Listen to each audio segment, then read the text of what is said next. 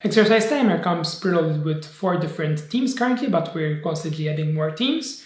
To change a theme, you can do it in 2 ways. You can either go from the workout settings, or before starting a workout, you can quickly change a theme also. So go to, before starting a workout, go to the settings icon here.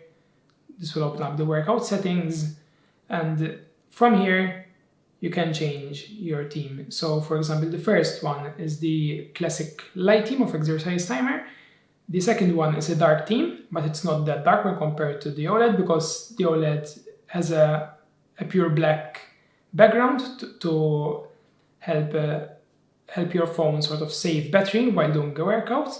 And the last one here is a theme designed specifically for landscape usage, so it has bigger font and it shows you the progress in the background, and it's basically designed specifically for landscape usage. So if you want to use exercise timer in landscape, you don't have to sort of rotate your phone, but select this theme.